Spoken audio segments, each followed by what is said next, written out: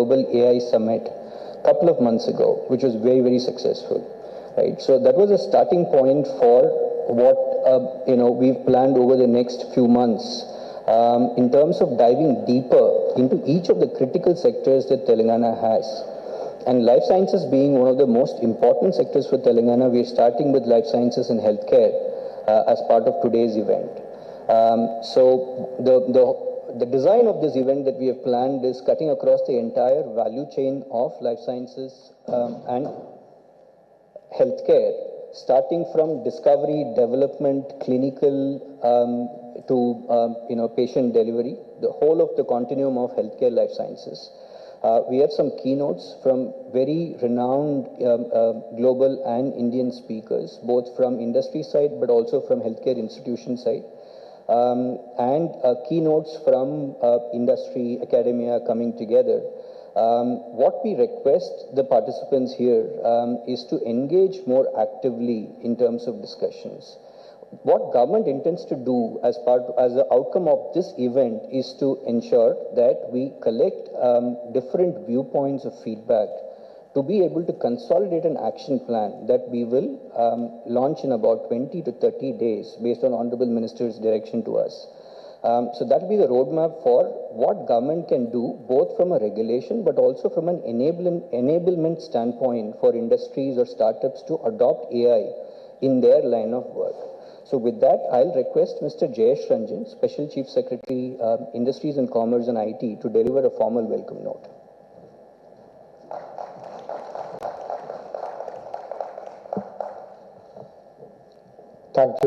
Thank you very much. Honorable Minister for Industries, IT, Sridhar Babu Garu, Dr. Nageshwar Reddy, Dr. Dean Ho, my colleagues, all the distinguished invitees, guests, members of the industry.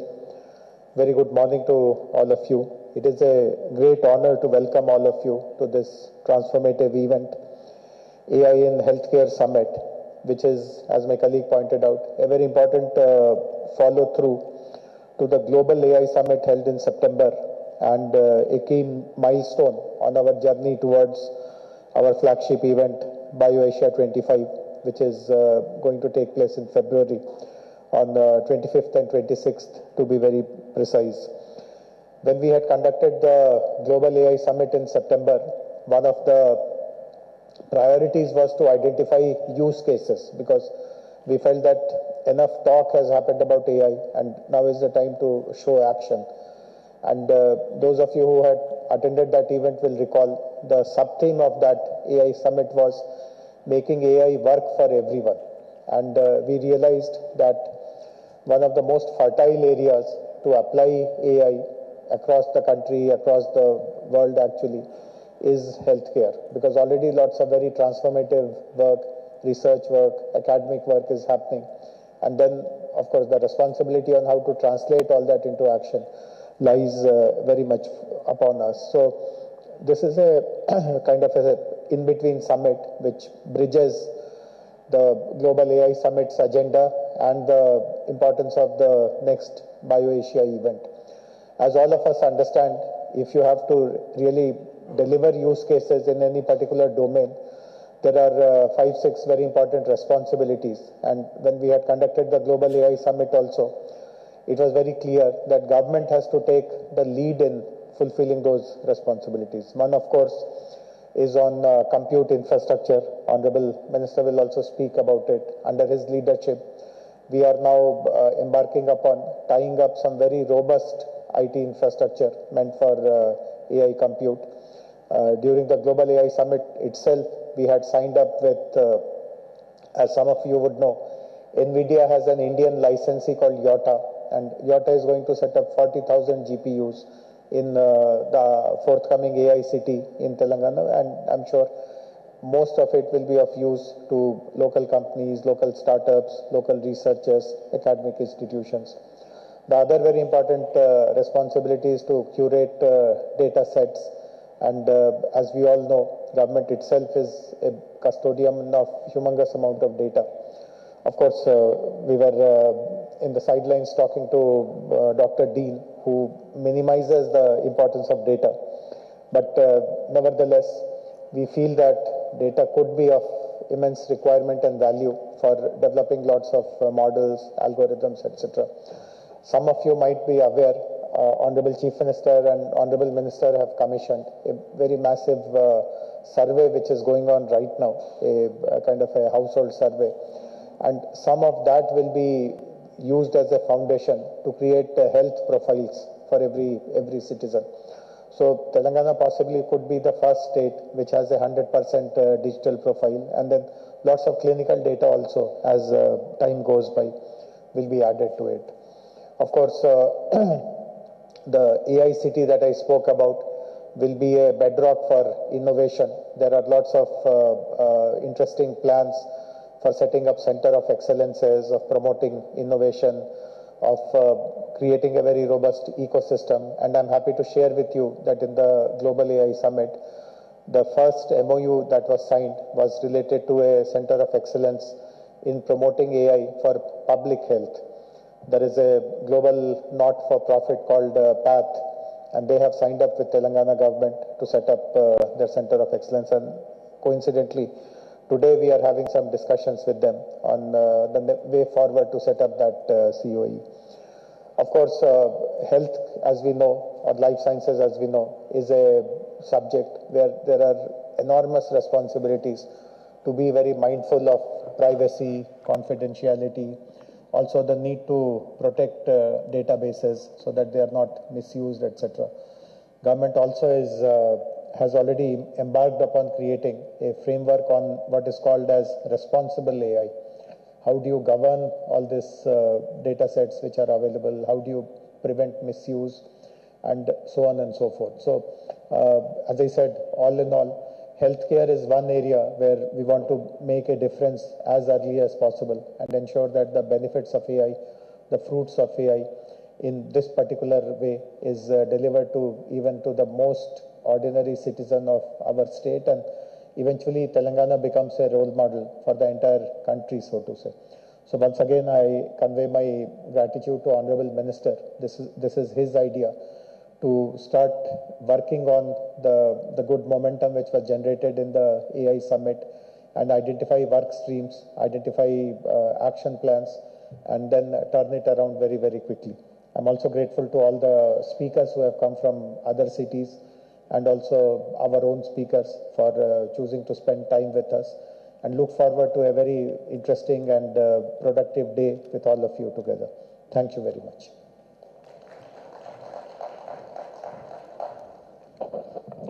Thank you so much, sir. So we will now witness release of all the white papers that I mentioned. To start with, we will release the white paper focused on AI-infused pharma R&D. India's GCC is leading the global charge. So this is the white paper jointly prepared by the World Economic Forum Center for Fourth Industrial Revolution that Telangana government is establishing in Hyderabad. So together with the center and HealthArc, this white paper has been launched. As some of you would know, most of you represent GCCs for pharma, life sciences, medtech here in Hyderabad. So we have the largest concentration of the technology verticals of all the big pharmas, medical devices companies, and also it's emerging. Hyderabad is emerging as a destination for GCCs for healthcare as well, both from a provider standpoint, but from a payer standpoint too. So this report captures the essence of how some of these technology centers, the global capability centers in Hyderabad are leveraging AI in their body of work. So, Honorable Minister and the dignitaries on the dais, if we can request you to come forward and then release this report, please. Purav and Riya also to join.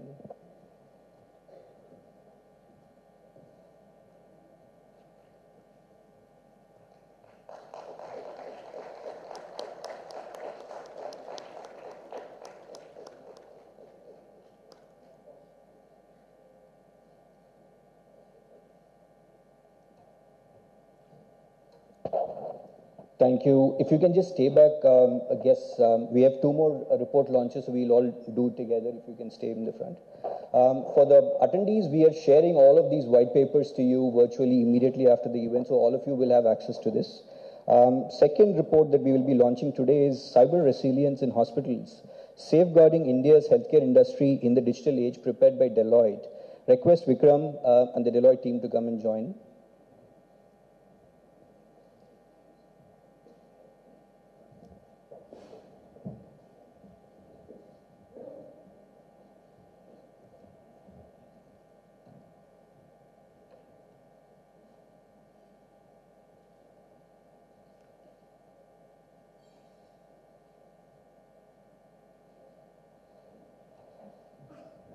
Hi, Viren. Welcome.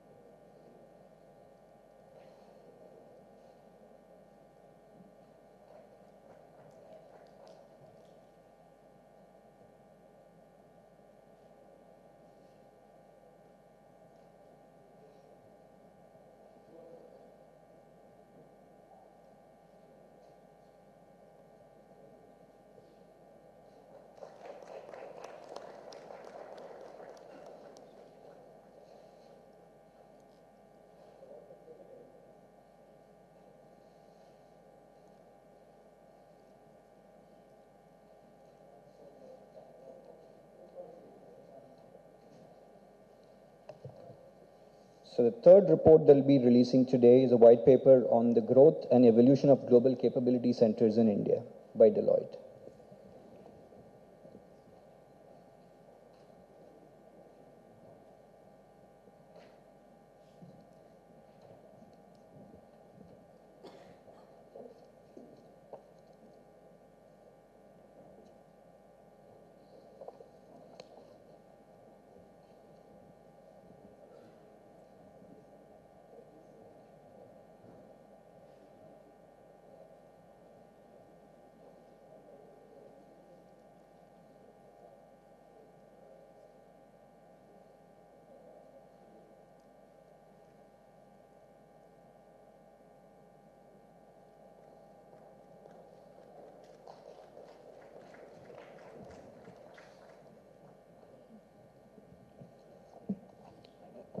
Thank you so much. So, Viren, glad you could make it. The flight landed on time, and we are waiting for Rajendra Pratap Gupta, another keynote speaker who will also, who's coming from Delhi, who will also join us very shortly.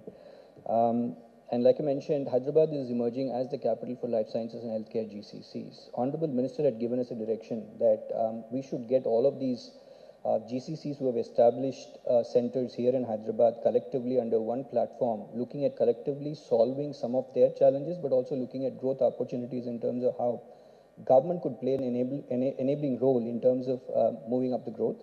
So we had announced a GCC consortium during BIOASIA earlier this year. Subsequently, we have had a series of meetings with the GCCs present here, identifying their critical areas of growth, what their plans and how we could play a role there, and also in terms of challenges that they're facing as an ecosystem, so that we are able to together bring in certain amount of scale to be able to solve it. It's called Life Sciences GCC Consortium, sir, that we have established, and the logo for that consortium we'll be unveiling today, using this occasion to unveil. So request the logo to come in, the dignitaries to launch it.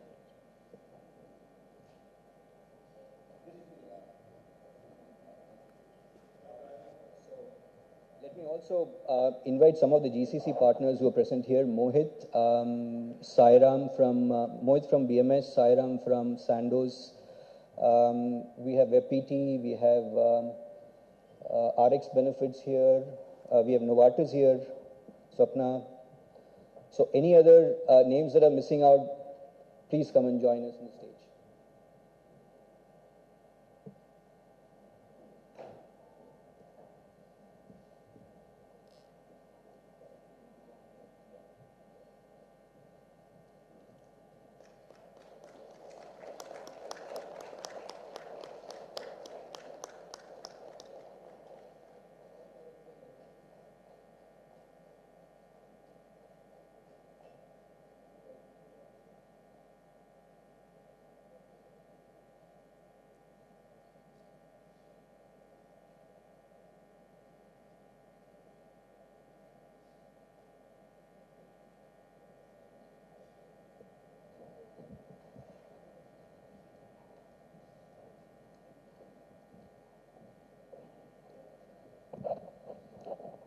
Thank you so much. Now we'll request Honorable Minister to address the gathering and deliver the inaugural remarks.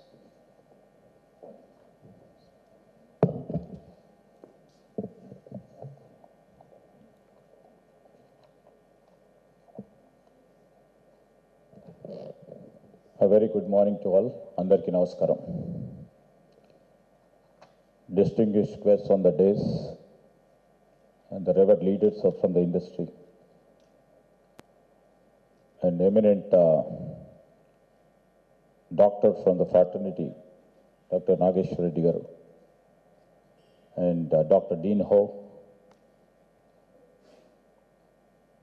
our Life Sciences Director, Shakti Nagappan, and a senior IAS officer who has been leading the industry since a very long time, who knows the ins and outs and tries to provide some solutions, and see that the government and the state of Telangana is on the premier league all the time. Mr. Jayesh Ranjan, the special CS to our government, and all the dignitaries on the dais and the industry leaders of the dais and the leaders from the healthcare institutions, academic institutions, and my colleagues from the government and the friends from media, ladies and gentlemen. And it's our honor on behalf of our state of Telangana, we welcome you to Hyderabad. As you all people know, it's a vibrant city. It's a city which always thrives and which always pushes itself for innovation and growth in all sectors, especially in terms of the life sciences, pharma and healthcare sectors. Today, as mentioned by our director, Shakti, we gather for this esteemed event focused AI in healthcare. So I'm here with lots of optimism, where we are laying the foundation and also a roadmap about the future of the healthcare for the state of Telangana as well as for our India and at large to the global arena itself. In fact, in the month of September, our Honorable Chief Minister, Mr. Revanth Reddy garu, has put it in a simple and in a straightforward jacket. He said that one of the most significant technological breakthroughs of our time and the potential is immense in artificial intelligence, is shaping the way we live and work, which can bring profound changes to the industry, government and society as a whole. I would like to mention here, over a period of time, what we see, the people, organizations, societies should and must transform in their persistent quest for the new energy and for the new ideas and the continued relevance and renewal in the view to arrive for the most exciting and disruptive way of technology. Now, what humankind is facing? We are facing AI, machine learning, mixed reality, and the future which we are going to handle is the quantum computing. You know, our role, what should be our role? Basically, as a facilitator, to bring in technology, to harness it, and to embrace it, and try to share with our partners who are with us in terms of industry, in terms of healthcare, and also in terms of all partners who are there over a period of time. You know, we are here to broaden the thinking about the role of technology in economic development. You know, too often, you know, it has become a model of the day. Too often, you know, including me or including our government, including all government, we focus to attract Silicon Valley companies. all the time we've been thinking of attracting the Silicon Valley companies here in hope that they will open offices here. With due respects of all the Silicon Valley companies which are here, which are also partnering with us, with our trying to put in their resources and also see that, they are part and parcel of our development. But still, our plan, our goal is we have to work on a plan to make the best technologies available to the local entrepreneurs so that they can organically grow more jobs at a time. Not just in high-tech industries, but in every economic sector. That's what we try to tend is now in the healthcare sector. We can become the leaders and show a way to the global world. And in terms of healthcare too, already we have a proud leaders and we have already become the vaccine capital over here in terms of life sciences. And we have shown the way to the global world, how we can lead it and how we can become a prominent and great name in one sector of our economy. For example, if you have seen an industrial revolution in 19th century, what was the key? It was the key for them, especially the Britain. The key enabling technologies were developed in UK. So that gave Great Britain a big advantage in the terms of the economic development. And the Western countries and all other countries which have embraced the new technologies were in forefront in terms of the economic development. Now the time has come when these disruptive technologies and the great talent what we have over here in Hyderabad, especially in the state of Telangana, we can become the technology leaders in all fields of our economy. And with that optimistic vision and optimistic plans, what we are going to prepare in our policy perspectives, we just thought we could share in this healthcare summit too what has been told by our special CS, Mr. Jayesh, and also by Shakti. We always give impetus for our education. I see and our government see education plus innovation. When it can be applied broadly across the economy and especially in sectors where the country or region has a comparative advantage. I think we have a comparative advantage. Multiplied by the intense use of technology over a period of time, I believe it can produce the economic growth and productivity. These are the few things which are propelling our government, our leaders, and our Chief Minister and us to move in a way where the technology we can really put into practice and see that the partners of our government has to take the maximum advantage of the technology.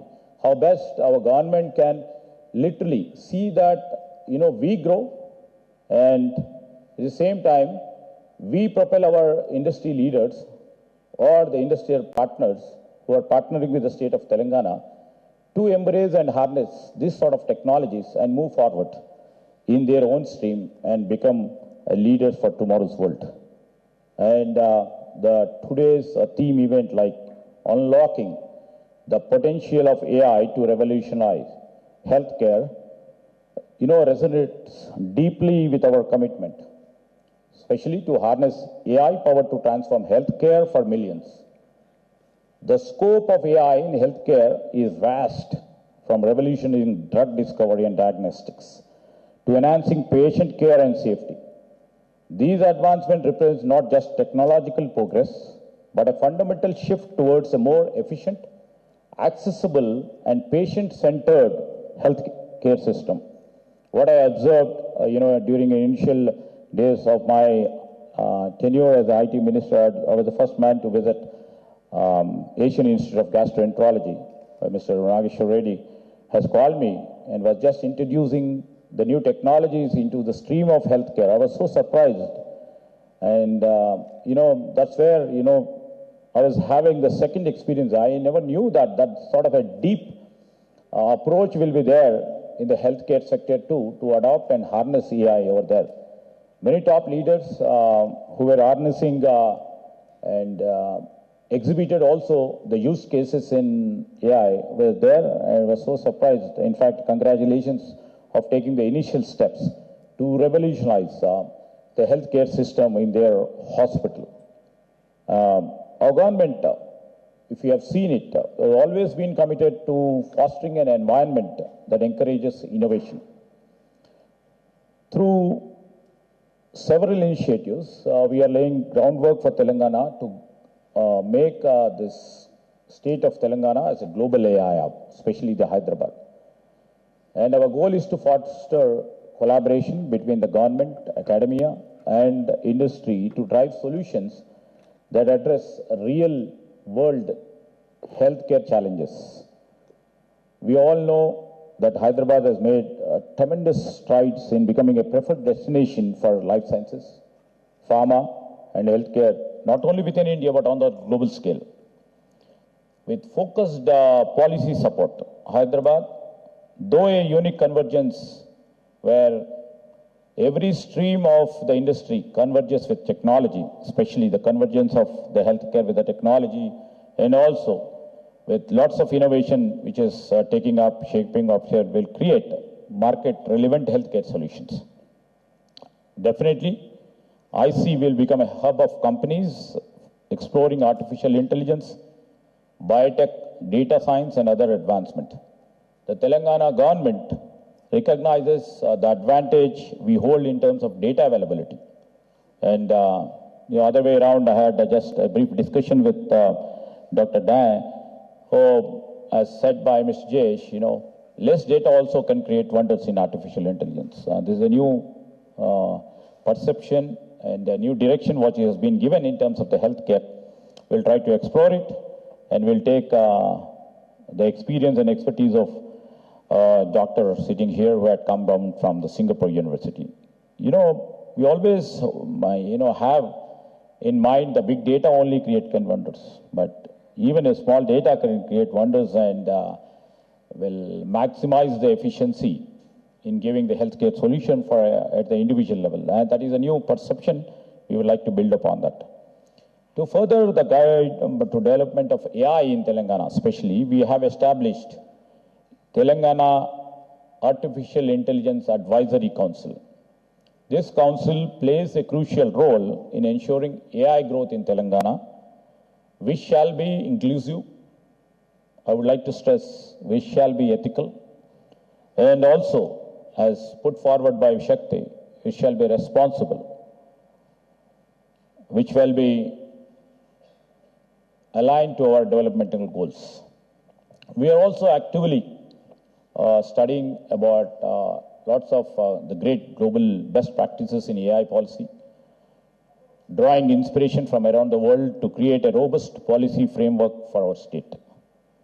We will extend every possible support from the government to help companies, institutions adopt AI in their operations and grow from Hyderabad. As a key support from government, we plan to roll out a training program on AI and also ML focused on life sciences and healthcare. This will ensure that is the main objective of why we are sensitizing the companies. Many big companies would have been here. Many companies who are partnering with us on MSMEs, who are doing a great service for our state also. So we would like to sensitize them. We will try to bring awareness among them and see that they also will be ensured in terms of providing the highly trained AI engineers and specialists for the companies. We are also working on establishing a university which shall be absolutely focusing on AI. We will be working towards improving the infrastructures such that the Hyderabad continues to be forefront of AI. The proposed AI city will host the state-of-art architectural infrastructure. I don't mean physical infrastructure. Architectural infrastructure needs for computing for support of AI activities. And as everybody knows, Hyderabad is a place which hosts some of the largest developmental center for technology giants. outside their headquarters. Additionally, we have a thriving ecosystem of life sciences global capability centers that have established the roots here. I'm happy to note that most of these are companies like Novartis, BMS, Sanofi, Amgen, Roche, Sandoz, Thermo Fisher, Bayer, Zoetis, who have joined us in our growth story. These centers are the forefront of developing solutions in AI, data sciences, cloud computing, and beyond, setting global benchmarks and contributing to Telangana vision of becoming AI powerhouse. I was personally keen, and our Chief Minister is also very keen, to get these companies together to form a consortium to help synergize, like what we have done. I would like to mention about that sort of experiment, what we have been doing it for the past 10 months. And it is that spirit which made me appeal to all the global capability centers heads over here to form a consortium. You know, when the banking, financial, insurance sectors, when I met them during our courtesy visit, I made an appeal to them to form a consortium and to see that the talent can be groomed with the institutions what we have. And the BFSI has formed a consortium. All the leading banks and the financial institutions have formed a consortium. And they have come up with an idea that they will be training our engineering students, our commerce graduate students, it's from the second year. By the time they finish their graduation, they will be putting one subject as a curriculum in terms of BFSI. So people who adopt to that curriculum, you know, BFSI as such will be sending their own colleagues to teach that modules of banking or financial institutions curriculum or the insurance companies curriculum. This year we have started and we are going to train about 10,000 students through this consortium. And in the same way, when the idea has been struck to our Chief Minister and and CS when we are sitting together, we just told, why don't we appeal to the GCCs of the life sciences and put forward through our Director Life Sciences. And I welcome all you here who immediately acted and reacted to our idea and formed a GCC, which now we have recently, just now received the logo too. Hopefully, you know, this ultimately, the objective of this all GCCs consortium is to have some sort of a consultation, not to have unhealthy competition among themselves, to have a healthy competition, and to see that everybody goes together. And in terms of this consortium having continuous dialogues and discussions, they would be going and taking their technology to the next level by their interactions, by their, serious discussions over a period of time. And thirdly, and ultimately, you know, out of selfish motive for our undergraduate or graduate students who needs employment in a big way, this consortium will help. It will be a win-win situation when the consortium comes forward and tries to really, you know, put some sort of a curriculum model into the science schools. Then they can come and train our students, the science graduates, and these science graduates, by the time they complete the degree, right now what we are facing, there is a disjoint between academia and industry. We are trying to join with the skill university.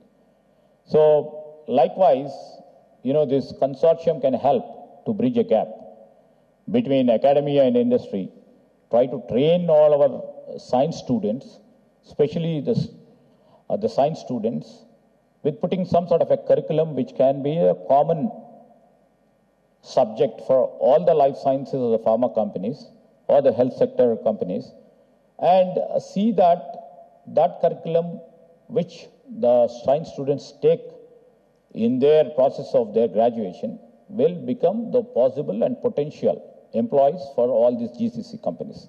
So it will be a win-win situation where you will be putting that graduate on the first day to your job. So that will save all the companies, their energies to train, their financial capacities will be reduced. And see that it's a win-win situation for both the students who needs employment and the companies who needs the best talented people.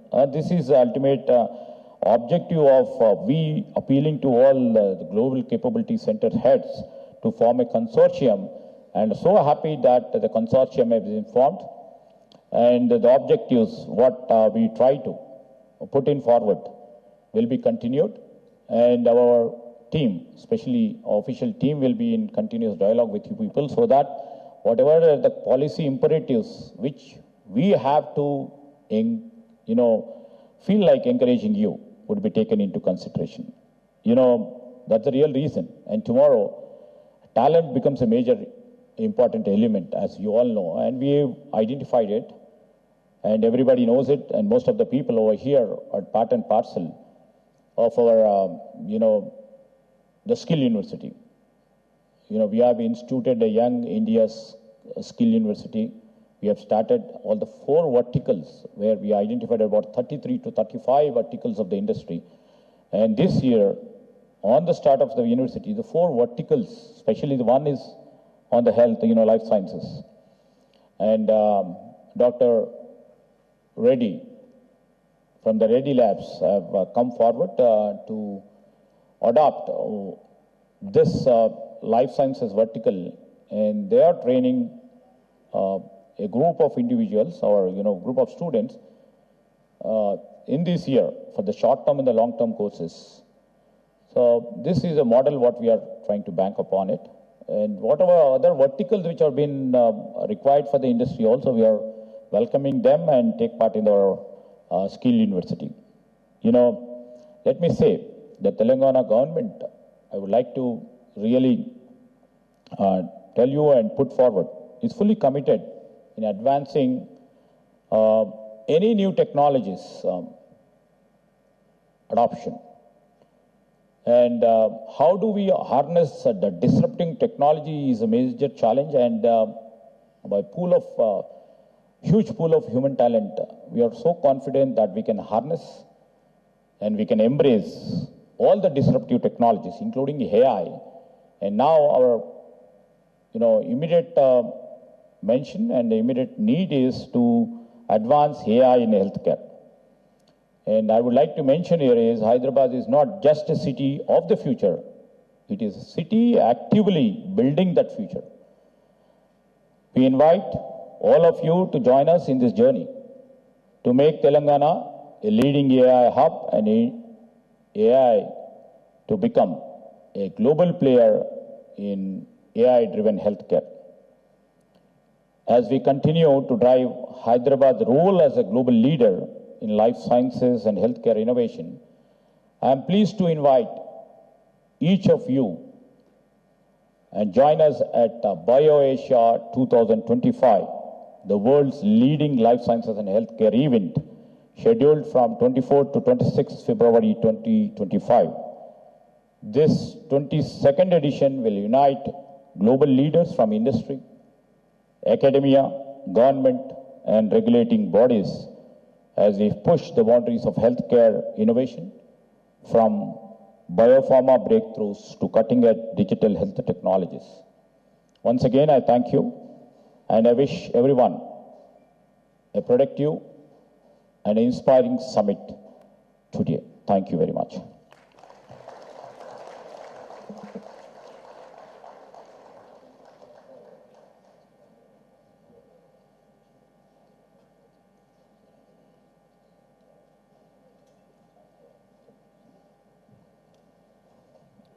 Thank you so much for the inspiring words, sir, and setting the, opening the conference. Now we'll move into the keynote segment. I request all the dignitaries on the dais to move to the front seats and request Dr. Nageshwar Reddy to stay back, who will be our first keynote speaker.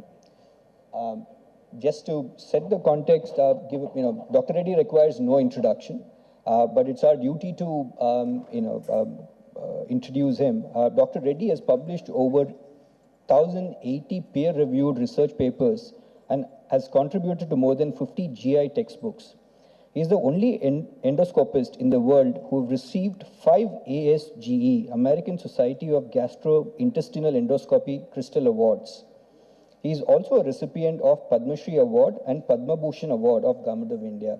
It's such a privilege to have you, Dr. Reddy, today with us, and the floor is open for you.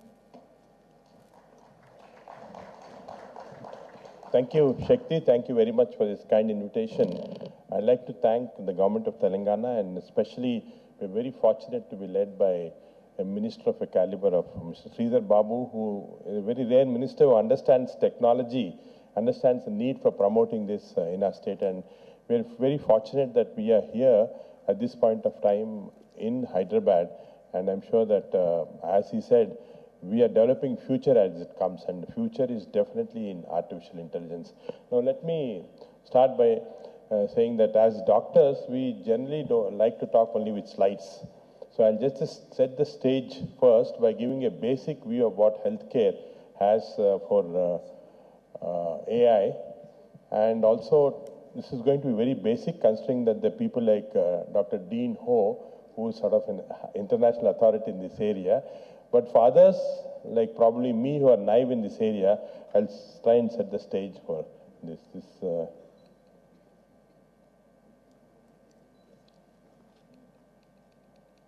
Technology. It's moving? Okay. So I'd like to start with a disclaimer that I am not actually very good at technology. I can't make algorithms and so on, and I just follow what is available, try and put it together. We have a large clinical load of patients in a hospital, and I try and see what can be followed for that. So if you look at healthcare predominantly, healthcare is, conventional healthcare is clinical examination, looking at the patient, investigating the patient, making treatment plans and so on. It is actually a combination of natural intelligence, empathy for the patient, and on-site what we do. We never got artificial intelligence into this healthcare till about maybe 10 years back, and more recently in the last 5 years. Till that time, we used to just think that only natural intelligence and empathy to the patient was the important thing. But this has changed now with this. So artificial intelligence came long back. There was a 20-year period between 1950 to 1970 after Alan Turing actually made the first discoveries, before it started getting implemented, and of course then came machine learning and so on. And in the Center for Medicine is deep learning, and there are two other things on the side you can see here, that is computer vision. For doctors, we have to see and make a diagnosis based upon the computer vision of what the lesion is, and of course the large language models came in between. So I'll show you the uses of some of these things as we see. So I went into ChatGPT just day before yesterday. I was told that I had to do, Shakti's asked me to talk on AI in healthcare. So what should I talk on? And look what ChatGPT gave me, everything. I don't have to even think about it. It said diagnostic, drug discovery, personalized medicine, robotics, everything that AI has a role in health. And this was, it's become very easy for us now as medical doctors that we can actually now come to very easy conclusions without having to think too much, because we already have a large patient load. So the current research in AI in healthcare is predominantly in radiology, imaging. This has been there for very long, as Dean will tell you. He's worked in the best institutions in the world. Radiologists took it up very early to make diagnosis of cancers which can be missed by human eye, to make diagnosis of infections which could be missed, and they could make a diagnosis. And then, of course, we have other areas. So we used to think big data is important, that in medicine you have large amount of data, put them together, you come to a conclusion. Now, again, as the minister was telling us, Dean is discussing about precise single point data also, not only big data. So that's an interesting concept, that a doctor who is a plain doctor, however good is. So that's an important fact that we realize. So we talk about digitization, which is already occurring. So many digital things are available. The watch I'm wearing right now I'm wearing a CGM, continuous glucose monitoring device. I'm wearing other devices which are monitoring my BP, my heart rate. Right now, I can get my ECG, which is showing tachycardia. My heart is beating very fast because I'm talking to a group of experts here. All that is available now. It's all digitalized. Now, this digitalized medicine, along with artificial intelligence, is going to dramatically alter the way we practice medicine. I was telling Shakti, actually, I'm doing an experiment on myself right now. I'm monitoring my sugars. I'm looking at my ECG. I'm looking at my gut microbiome every month, what is happening. And I'm looking at my metabolic process that's happening. So now I'm getting data to tell me what is the right food I should eat, what right exercise, how I should relax. All the data is coming in now into me. And maybe in another 6 months, I'll be much better in doing things then. So I think it translates into better clinical care ultimately. So just to summarize, there are 4 areas where it's going to be helpful. I think that monitor is a little far off for me to see also, but I'll just take this. That is health services management, predictive medicine, patient data diagnostic. So let me just give you briefly, very briefly. Hello, everyone. I am Mira, the medical information robot at AIG Hospitals. I am your future healthcare companion and here to change the way we think about healthcare. I have been meticulously designed to assist doctors, empower nurses, and most importantly, ensure that patients receive information in a faster and better way. I will assist patients and healthcare professionals, but never replace them. My goal is to enhance patient experience with human oversight and in the future, with appropriate training, my role may increase for evidence-based circumstantial requirements. I look forward to learning from the clinicians' experiences to continuously enhance my skills in the field of gastroenterology and other specialties. Hello, everyone. I am Mira. So this is just to show you what happened in our hospital. We have 3,000 outpatients coming in, and in government hospitals, there are already 10,000 also coming in. And every patient, every relative has some doubt. I've got ulcer, I've got gas, what should I do, what is it? So doctors are spending a lot of time doing these small explanations, sometimes nurses. So we want to make it more efficient. So we created what we call the MIRA, the Medical Information Robotics in our institute. So this MIRA is placed in 10 different places wherever the patients are sitting. So the patient will tell, the doctor has told I got an ulcer, what are the precautions? So MIRA is now fed with all the data, ChatGPT type of thing, you know. And you just ask a question, it'll tell you what. So all these simple things are now solved using this AI solution so that operational efficiency increases. We have found now that our doctors are not spending so much time doing unnecessary things. Just place this Mira-like robot. It's very easy to create. It's now already available, very easy. And just putting this in different parts of the hospital, we found that the doctor's efficiency is increasing dramatically. And similarly, look at this. The other thing to increase health sales, we have 900 inpatients in our hospital. And these 900 inpatients are being monitored by nurses who record the pulse rate, BP, temperature, and so on. And what we have found is that suddenly every day, 4 or 5 are becoming very serious. Code blue is a thing that hospitals, the code blue is called. The code blue team rushes in, tries and saves the patient. Patients had a cardiac arrest. And this happens every hospital. Sudden deaths are there. Now, what we decided is, can we prevent this? Can we prevent sudden deaths in this hospital? Because all these patients are sick, they have some problem. So we started a technology system with AI, it's called iSave. All the data of the patients, every patient, data is normally recorded by nurses. This is in the EMR system. So the EMR picks up the data, there is a few data, there's 7 important data that are there. If 5 of them are abnormal, immediately it's flashed to our medical emergency team. It's called the MET team. The MET team picks it up, goes to that particular patient, prevents any cardiac event or prevents. So what we have found in the last 6 months by doing this, we have at least saved 4 to 5 lives every day. Can you imagine? By not no need, we can actually stop transfers to ICU. Code blue has come down to almost 0. In our hospital or in any good hospital in the world, they have this code blue. Every few hours we'll find code blue rush to the patient. This is completely gone now with iSave. Again, very simple system, something that can adapt even in the government hospitals, so we can put this up so that inpatients don't have the problem. So this is so I think this is the simple. The other thing is predictive medicine, and in predictive medicine, we can actually predict which patients are likely to develop what disease, which patients require hospitalization. So again, from EMR records, I can now take all the data patients. Certain set of data will tell me that these patients are likely to have the following set of follow-up, and I can actually predict. So this is another important thing. Patient data diagnostic management is another big area where, again, so much of data is coming in. We don't know how to manage the data unless we have data which comes in, and then you can see how we can use this for better diagnostics. And again, I'll tell you one example. Very interesting how genomics is helping us in this AI in genomics. In our hospital, patients come with chronic disease. If any patient requires more than 4 medicines, we have found them, we send them through a genomic pathway. They go and give the blood sample. In 5,000 rupees, how doses can vary from different patients. We have found that in 45% of the patients, the prescriptions that we're giving from standard textbooks are wrong. One patient may require 1 tablet for diabetes, 2 tablets for heart disease. Other patient may require the other way around. He may require only 1 tablet to control the diabetes and 1 tablet to control. So now in our patients, all the patients who come to our hospital require more than 4 drugs.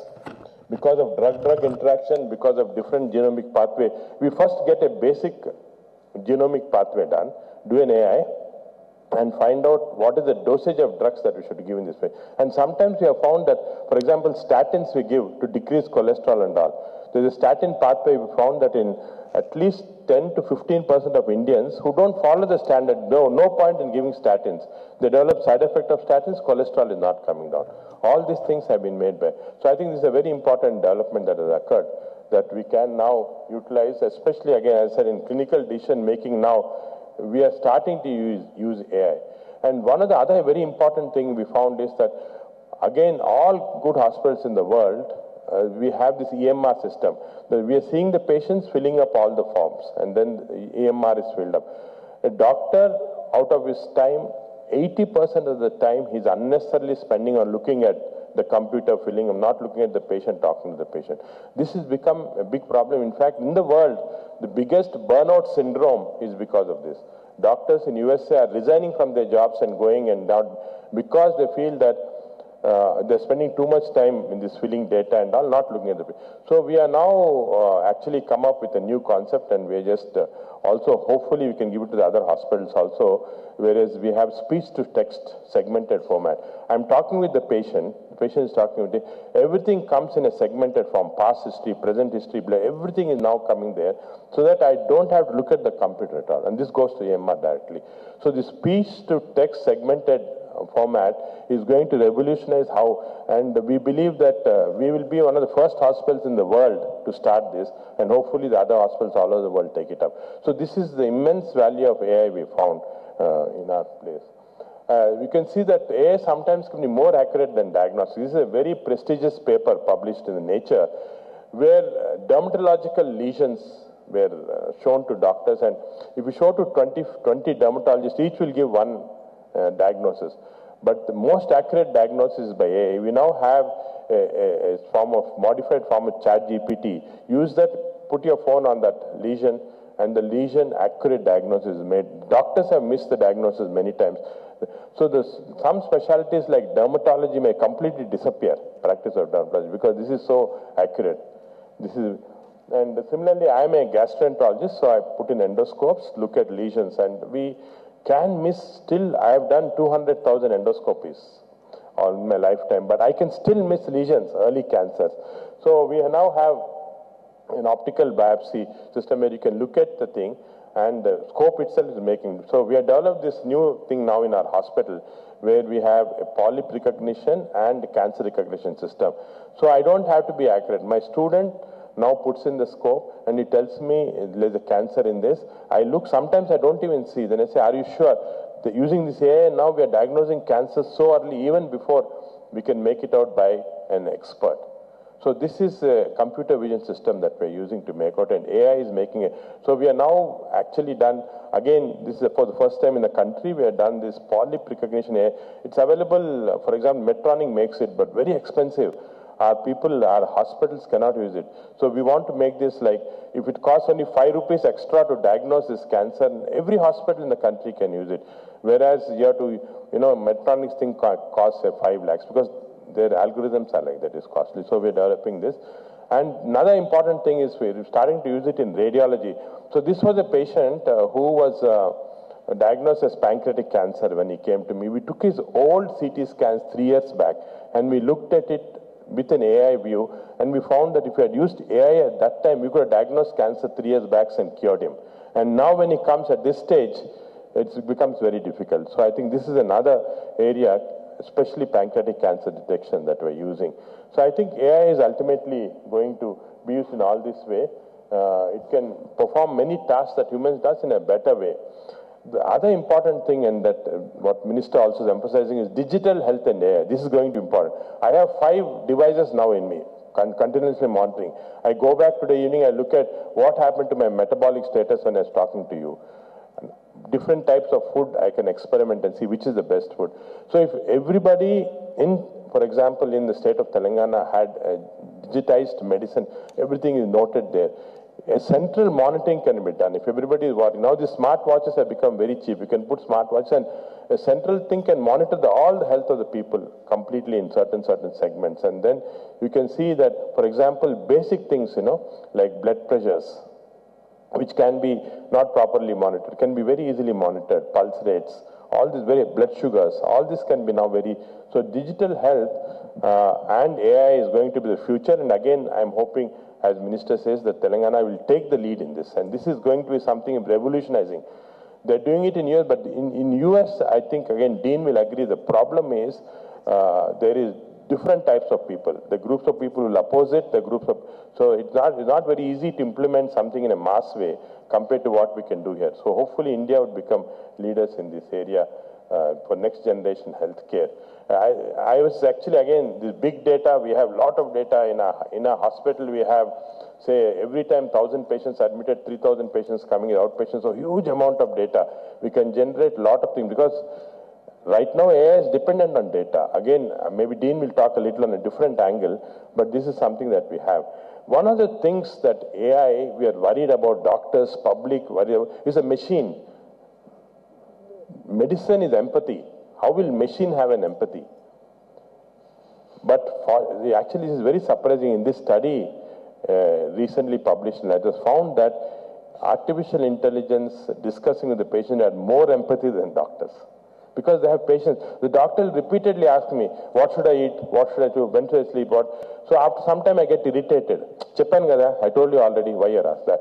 Whereas machine will never get irritated. Now Mira, the robot, what we used in our outpatient, is going on repeating, and patients are so impressed. Sometimes they'll say, I'll consult Mira doctor and I'll come if necessary to you. So because they become so used to that. So I think this has to show the flow of what happens in AI prevention, diagnosis, treatment, follow-up. In all these areas, I think AI has got a huge effect, and medicine is going to be transformed. I was a non-believer till 5 years back, and now after using this, AI become a strong believer that we are going to do. But I think there are challenges. Again, like what Minister emphasized, it's going to be trust, ethics, regulatory mechanisms are going to be. In India, as far as I know, sir, there's no regulatory mechanisms for AI. Even the central government has not thought very strongly. I think it's time they do.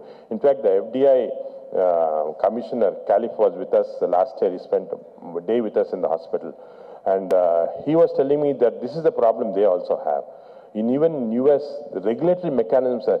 So I'll tell you one example of what happened. In US, this was a patient he had a colonoscopy done to detect polyp. Artificial intelligence. Now all the colonoscopes in US and now in our, for example, in our center also, all of them are now fixed with AI. So that even if I miss the polyp, we have developed our own AI in this hospital. The AI system will pick up the polyp, and you remove the polyp, cancer won't develop. But this particular hospital, colonoscopy was done, the polyp was missed, the patient developed cancer. After 1 year, when cancer came in, the patient sued the hospital, saying that, look, you missed the polyp, so I got this cancer, the doctor. So it went to the consumer court. Now the dilemma was, the doctor said, no, it's the fault of AI. The AI company said, no, it's fault of doctor. Now, whom do you blame? There's no, it becomes very difficult. Finally, the court said, no, it's the doctor's fault because AI was not used properly. So these problems are going to come up in our country also, whether AI use has been proper or not, and that has resulted in this thing. So I think we are going to get lots of this sensor data coming in, monitoring. In fact, I know a large company presently whom we are working with, where all the 800 employees have been plugged to AI now, to digital devices and AI, and we are monitoring that. Some of them are diabetic, some of them are not diabetic. We're looking at their metabolic health, and doing this, I think we can definitely give a better quality and longer life for many of these people. So this just summarizes the pros and cons of using AI in healthcare briefly. For those like better data-driven decisions, treatment time is cut in half, and I'm learning from Dean that the treatment amount also can be cut in half. Can you imagine how much savings you can have? It reduces hospital costs. But there are many cons also, as you can see. One of the important cons that we found, I just want to emphasize that, is that our doctors unfortunately don't want to embrace AI. Doctors have this thing that AI, no, it's inferior to me. Doctors all feel they're gods, unfortunately. They feel AI is inferior. We're going on demonstrating, we're going on having classes to show how AI has picked up lesions they have missed. So this is more. The nurses and the technicians are taking up very well. They are very happy for the doctors. So this is the reluctance that we have to overcome. I think this is very important. And I think the other major selfish reason for AI in healthcare is the industry, economy. I think it's going to, they say, it's going to produce about $15 trillion economy in the next few years. So this is a major thing. $15.7 trillion by just 2030. In next 5 years, AI is going to become one of the largest economy-related activities in the industry. So I think industry, the doctor, everybody is involved in this. So I think it's very important. So just to summarize, I think the 17th century, the steam power came, the first revolution. The second revolution is mass production in 19th century. The third was, of course, computing. And the fourth 21st century revolution is going to be artificial intelligence. And I feel that in India, because again, as the minister said, we have the talent, we have the data. It's just, this is the area where we should leap forward and start going in first. In fact, that's, as Charles Darwin famously said, it's not the strongest of the species that survive, not the most intelligent, but the one most responsive to change. I think we have to be responsive. Doctors, I keep telling the doctors, we have to be responsive. Unless we change, we're not going to survive. And just show you an example. If those who have been in US will know how traffic regulation is done. In 2009, there used to be helicopters going around highways with cameramen, sending back data to television companies saying that this traffic jam here, don't go. This was now gone, and at 2019, drones came. Now it's all drones were going around looking at this thing. So you can see in 10 years' time, both the pilot and the cameraman both lost their jobs. The jobs are replaced by new technology. So this is very important. Remember, this is going to happen very rapidly in healthcare industry, and we have to adapt to it. And that's the reason why at AIG, we started that institution of artificial health led by Mr. Kinjal Saxena, and then we are finding a huge amount of potential. Something, hopefully many of these we can translate to other hospitals also, but we're inviting other hospitals to join in. Let us together transform at least healthcare in Telangana in AI into something that's going to be a leader, not only for the country, but for the world. Thank you very much for it.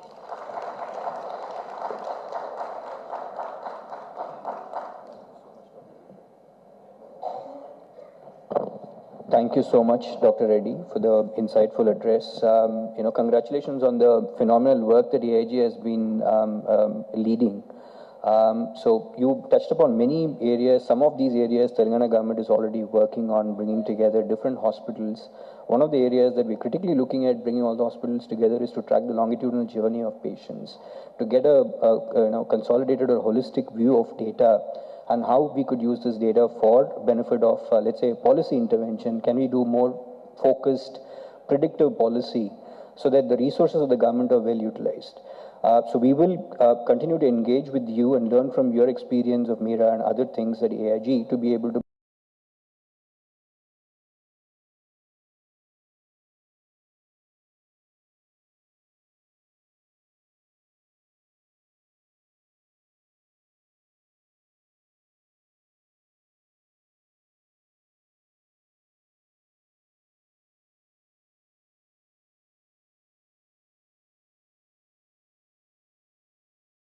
In his prior role, Viren was responsible for hospital operations, investor relation, business planning, technology transformation, and healthcare policy.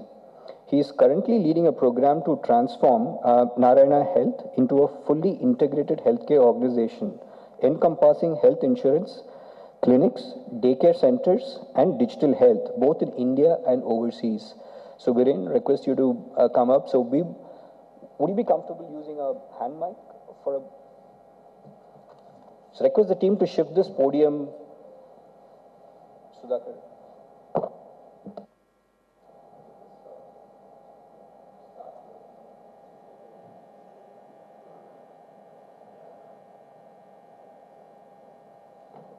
Can we get the hand mics activated? It's active. Thank you. Morning, everybody. There are very few people in the healthcare industry who think more than my father about how healthcare needs to be delivered in a much more efficient way. And Dr. Reddy is that person. So following him is going to be a challenge. I knew that he would bring up nearly all the use cases for AI and health. And so I said, what is my contribution going to be when Dr. Reddy will cover nearly everything? I got the invitation to speak here about 2 months ago, and as always happens with these things, I make a commitment, not thinking about what my calendar will look like 1 week before this event. And last week was very busy. I had a lot of travel. I felt sick. I had no time to prepare anything. And then I said, okay, I'm making a presentation about AI. Let's use AI to make the presentation. So I go to ChatGPT. I'm very confident about things. I say, help me make a presentation about digital health in AI and how we can use AI to improve things. And it gave the list. And I went through the list and I said, but everybody already knows this. This is the most common, this is the most boring things that it's telling me. It's saying that, okay, you start, you give introduction to digital health, you talk about all the general applications. And then I said, this is not what I'm looking for. I want you to do everything. I want you to give a presentation like I will make a presentation. But that's not how AI works. Because the way the LLM works is it's taken all of human knowledge and it will give out the answer that everyone agrees on, the most commonly accepted, sometimes the most boring answer on what you need to address. And you all are a smart audience, you all are very informed, you all are very educated. If I just use AI to give you what AI can do, it will not tell you anything you do not already know. So I've woken up at 4:30 in the morning, driven 2.5 hours in Bangalore traffic, come here. What is the value I'm adding by being over here? So I'll tell you about my experiences with AI, the things that we have done as our organization. My perspective is not that as a clinician. I'm a business graduate. The only thing I think about 24 hours a day is money. How to make money, how to save money, how to spend money, more importantly, how not to spend money, and all the parts in my organization where people are wasting my money. Because in this country, there's not a lot of money, but there's infinite amounts of healthcare that is required, and patients come, they have no money in their pocket, even whatever little money they have, they're not willing to spend it on you. And so we have to deliver healthcare at constantly lower and lower cost, and everyone is trying to sell you things. All the drug companies come with the best, latest drugs. The device companies come with very, very fancy upgrades every single year, and we need to spend on all of that. But nobody wants to pay for it. So this is the challenge that, as the business side of healthcare, that we face constantly. And then there are technologies that we have to adopt, and we try and see what are the best things that we can adopt from technology to say that in India, running an Indian healthcare organization with limited amounts of money, definitely limited amounts of time and effort and energy, what we can do. So we said, let's put a team together, and we have lots of smart engineers.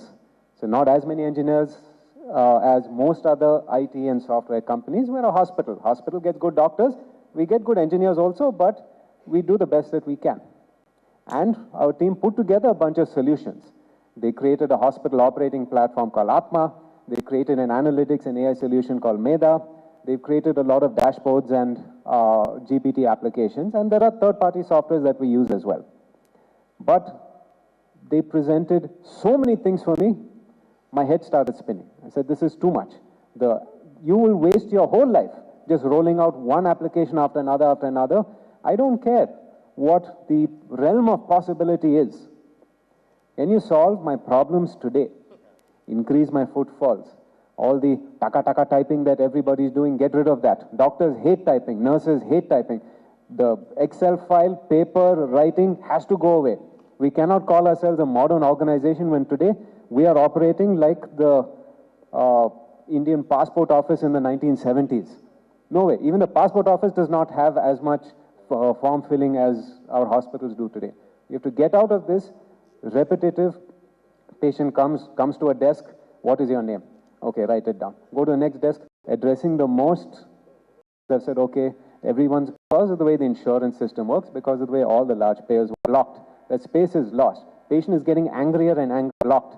That space is lost. Patient is getting angrier and angrier. And doctor has already moved on to the next one. All these depend on creating proper discharge summaries that can be submitted. And people hate doing that because we have to, everyone is short of time. We're moving on to the next patient. So we said, please, you're going to make something for this hospital. Fix this problem first. Take all the information that is there. Create a discharge summary that looks like our doctor typed it. The doctor will quickly read it on his cell phone, not on a terminal, not on a desktop, not on paper, not with a resident giving some form for him to file. Just on his phone, he's able to get that and then say, fine, it is done. I accept this discharge summary, send it, then the insurance company will fight about it. So they created that. Cardiac surgery patients. They've got the trend report. They've understood that this is good to go. And they finally need to ask what the medicine looks like. Sorry. Anyway, it created a discharge summary automatically. And that is how we were able to submit that quickly. The next one is collecting the feedback. Another big part of me understanding how well our hospitals do is understanding where the patients had issues with. Traditional feedback is collected in call centers. Call centers in India are busy, noisy places, and they sound, when you get a call from a call center, you're already geared up for thinking that someone is trying to sell you a credit card or a home loan. So most patients get very aggressive when they hear what they feel to be a call center call.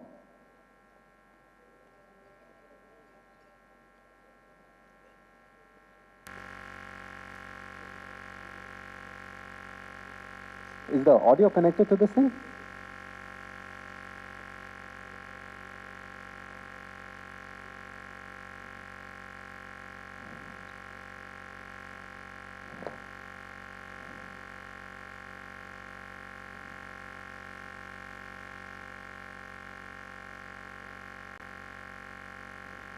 It's fine. Anyway, so Dr. Reddy had given the example of how nice and familiar an AI sounds. It can sound like a person, it can have a naturalistic conversation. More importantly, there's no background noise.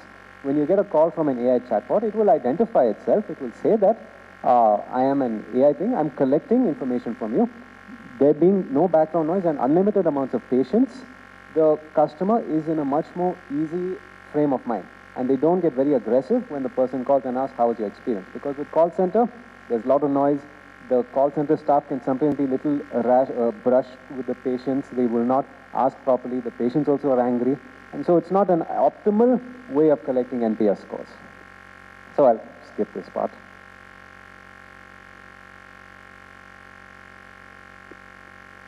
Generally, when working with technology, there are... Hey, I am... Here we are. Anyway, that's fine. That's okay. This is an experimental solution we devised. We run a hospital in the Caribbean. This is a place where we follow US jurisdiction. Over there, medical coding is a very important thing. Now, we've hired a lot of doctors from India who are not used to writing structured notes. And over there, the insurance companies are very clear that you have to present the thing in terms of medical codes. And the doctors simply don't have time to go through the book and read out what the codes look like. So this again utilizes a very simple application of the LLMs to ingest all the information that the doctor puts in and create codes out of it, which again is submitted to the insurance company and allows us to get our billing done on time.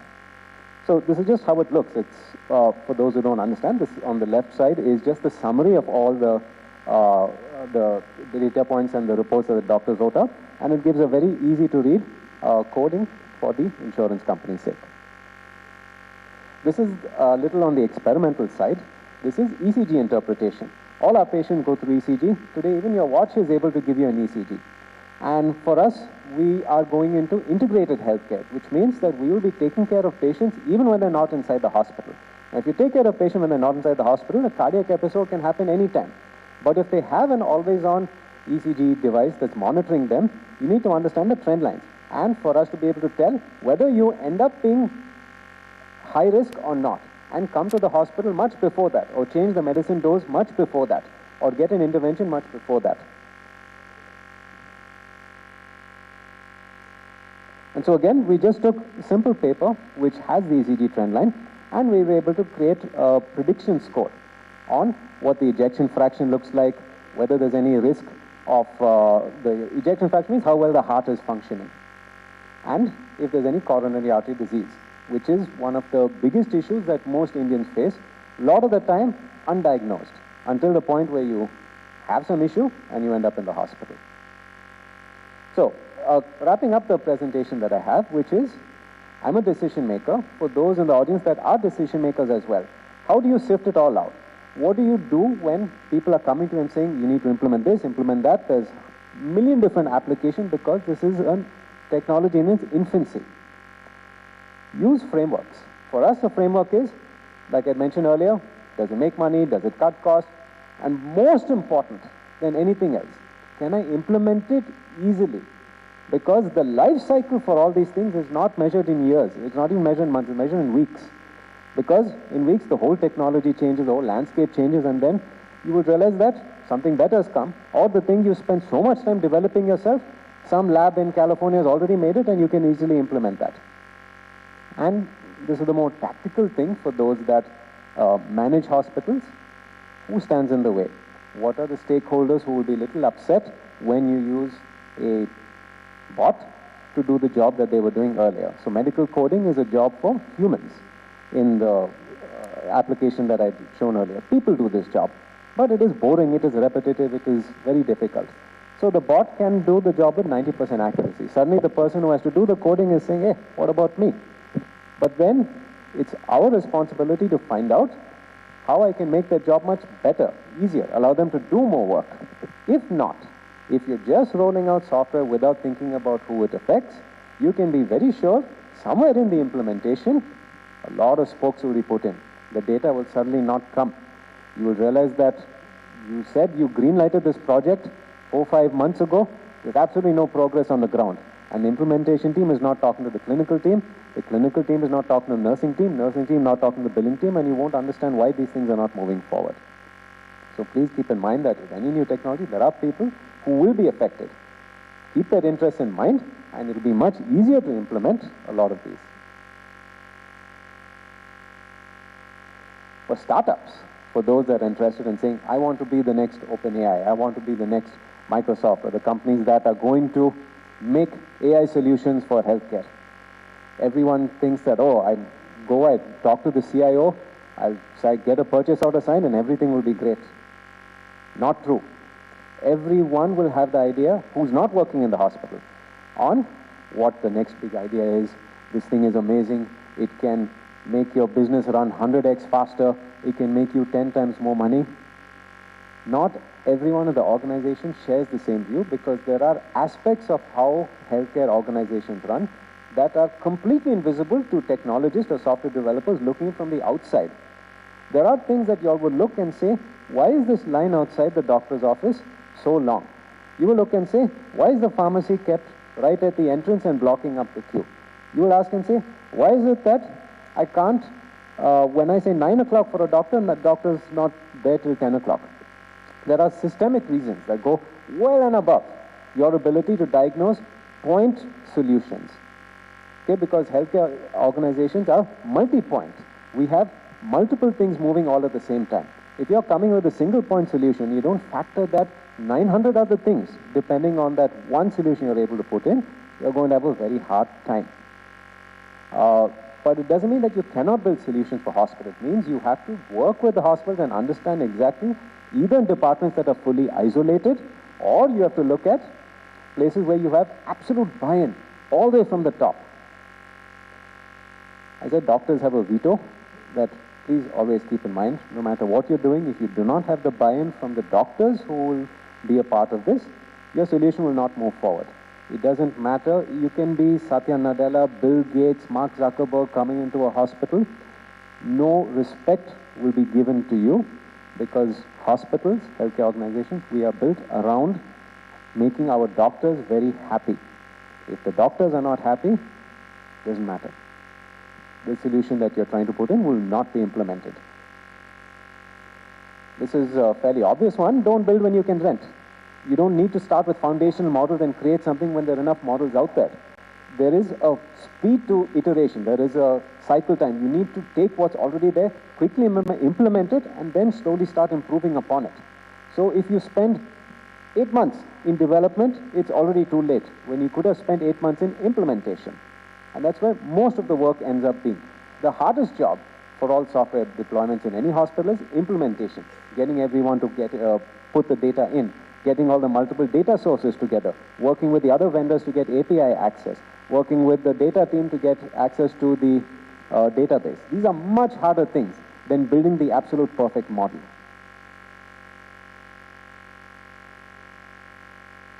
And this is the most important rule of them all. Ever since the 1970s, there was an application developed called MyCin, M-Y-C-I-N, which used a very simple algorithm to diagnose. They said this will be the future of medicine. So from 1970 something onwards, every couple of years, everyone says AI will replace doctor. This will be the future of medicine. If you're starting with this understanding that I can use AI, I can replace the doctor, you can join the long list of people who've tried it and have gone nowhere with it. Okay? Because if you believe that diagnosis is the problem, then you don't understand how the healthcare business operates. There are 100 other problems. Diagnosis is the least of our problems. Okay, so my strong guidance for any startup or even for large companies, if there are people from Google and Microsoft who have also given the same advice and said, please don't get into this. A lot of companies have tried this. It's not worth anybody's time to come up with a diagnosis bot. There are so many other things that are much low-hanging fruit that you'll have much more success in doing. So that is the end. For those who have any questions, who want to answer, my email is here. I'm very accessible online. And thank you very much. Thank you so much, Viren. Such a pleasure to have you here. So it's a pleasure to introduce the next speaker, Dr. Rajendra Pratap Gupta, founder of Health Parliament and International Patients Union. Dr. Gupta is the chairman of Academy of Digital Health Sciences and chair of Commonwealth AI Consortium. Dr. Gupta is leading a public policy expert group, and he's been contributing to policy making for over 2 decades across sectors. Has worked with some of the largest organizations across the world and was nominated to Global Agenda Council of the World Economic Forum in recognition of his work, and has served as advisor to Union Health Minister, Government of India. Thank you so much for flying in, Rajan. It's been a pleasure. And I know that AI will not create Shakti in a government. For 15 years I have been watching you, so don't think, and I salute the minister. You know, I have rarely seen ministers sitting to presentation. They give their speech and they go, which also showed why you set the vision, because you understand you wish to learn more, and I salute you for that. I worked with many ministers, but it's very tough to have them stay put and learn from things. I'm going to have a very different pitch of what I'm going to talk.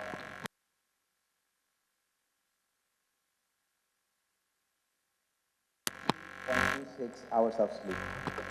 Pardon me if I am disoriented. So it is very interesting and important for us to understand history. And if you don't know history, technology will not take us anywhere. But if you understand history, you will know why you need to have technology. As a policymaker who have written National Manifesto of political party, education policy, health policy, and now the Viksit Bharat, I always go back history and not few decades. It's the entire millennium. So earlier, a country or a region that was strong in agriculture was very strong. That was the strength. Agriculture was the strength.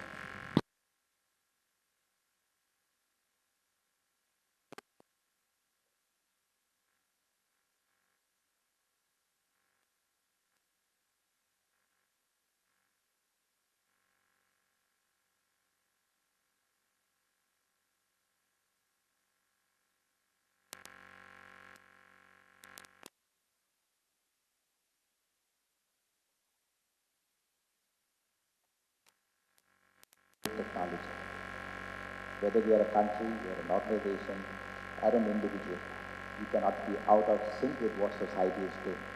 It's a societal change, not just commercial change. In 2019, I was invited by the Prime Minister's Office of Bangladesh to draft the AI policy. Then I wrote this article. I think it's 2015 March, so maybe 5.5 years ago. And that time I wrote about data as identity, diagnosis, health coach, drug, all because you use AI. So today talking about it. Today software is a drug. Software is a medical device. All has happened because we have leapfrogged. And I'm going to get a glimpse of what is happening in India. You'll be shocked. And Nagi is a global leader. I was in Kansas talking of digital health on the International Society, and people were like overawed to hear him doing a surgery live at 11:30 p.m. in the night. And I was there in Kansas watching him, and I was feeling so proud, what Indians had done to the world. This is interesting. Violet is human expert level. In September of 2023, some of the solutions crossed the human expert level. You can look, sorry, did I say something else? Yeah. We crossed the human expert level. So while we will keep talking that humans will be replaced, doctors will be replaced, but I will go by evidence. And there's evidence here. So you can see that in September 2023, GPT-4, Microsoft, Meta, Gemini, Google have crossed human expert level. And this is going, I'm going to walk you through more. This is what is 5 levels of AI. I'm sure this is not the city to talk about 5 levels because this is Hyderabad. But still it is important. Level 1 is what Dr. Nagi Reddy showed, the conversational AI Mira. That's level 1 of AI. Level 2 is reasoning AI, where we are today as ChatGPT. This is autonomous AI, where it can take decisions. It can just take decisions without much human intervention for what you have just, like Apple Intelligence is the latest. When I open my mobile phone, I get my sorted email without my interventions, which is high priority. There are many such functions where you can see this level. Level 4 is innovating AI. Today, AI produces work which is as good as PhD. I don't know how many people are PhD in this room. Can you raise hands? But all of you can be using AI because it just produces the work which is as good as a PhD. It can innovate. It can give you solutions. And the last one is autonomous, where it can run an entire organization with just some strategic guidance. While we are at the reasoning, we are almost touching the autonomous level of AI. The move from the first one to second was fairly long, but subsequent ones would not be.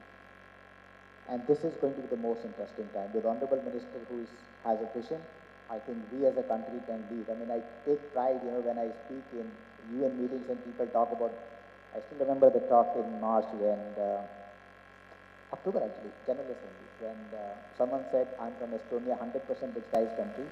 I should name any big tech run by India. I don't want to say much. But the fact is country versus the world, we run it, and I think we should have that leadership because it's going to change pretty fast. There's a fight between who will create and control it. The next slide is very interesting. Einstein had an IQ of about 160. ChatGPT has 155. And in 3 to 6 years, probably before the end of this decade, it will be 10x. So we'll be handling agents which are 10 times intelligent than Einstein. So just think the kind of discoveries we will make, the kind of things that will come out. The world has still not scratched of what artificial intelligence, or for that matter science can do. I would not limit it to just AI. I mean, this is the 40 A's rule I coined, working in healthcare for a long time across the world. And 80% of the people have problem of access. So when you need something, you would not get it. The access will come in as a problem. Then is affordability. Even if you get it, you cannot afford it. That is for 80% of the population. 80% is acute, but given the kind of chronic disease we have, 80% also chronic in the healthcare system. In fact, healthcare system runs on chronic patients. But 80% of our problems will be solved by artificial intelligence, that I am damn sure. 100% I don't think it will. 80%, there's no 2-second thoughts on that. Now, what it can do, let's go by live examples. I'm not going to give you hypothetical ones. During COVID, we had the best use case. All the repurposed drugs came because of AI. 11 months for a vaccine, humanly not possible. We take 15 years. In 11 months, we had a vaccine. This is the report that I co-authored with a colleague that we released on 1st of January this year. And we know that 80% of healthcare runs on chronic diseases, but chronic diseases will not be managed without digital therapeutics, the DTX. This is extensively leveraging AI. Like Dr. Nagiredi, I am also fixed with 5 devices, probably 6 because I have a ring. I'm monitoring my sugar, I'm monitoring my BP, rest of all the things. But one thing I realize is that all this linked. Today I have my device that also tells me on Swiggy you can order this product because it has X calories. So that saves my life more. You know, so just imagine where it has taken me. One who travels and is not sure about what time I'll have something. I will know exactly that, you know, my sugars are this and this is the meal I can order right away. So I don't even have to worry about it. That's the level we are reaching. Cloud physician, again Dr. Dhruv Joshi from Bangalore. You know, we have a problem of intensivists in smaller towns, but we still need ICU. So what he has done is he created a hub in Bangalore and he manages ICUs across India. And my job is also, you know, not only in India, anywhere, is to promote such great guys who are doing fantastic. And this is real time at scale. So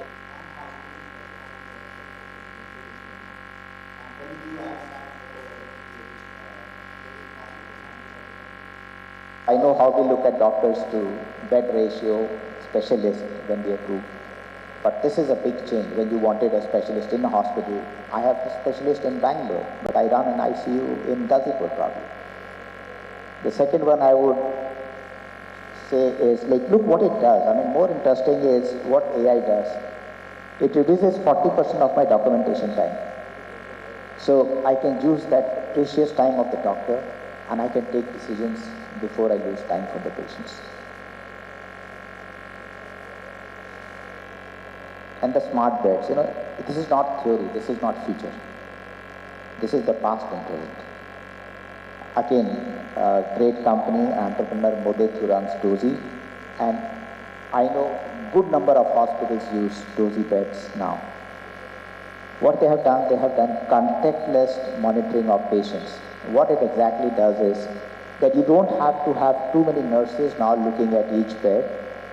They get a dashboard to look at which patient is critical to be addressed. And I think you talked about code blue.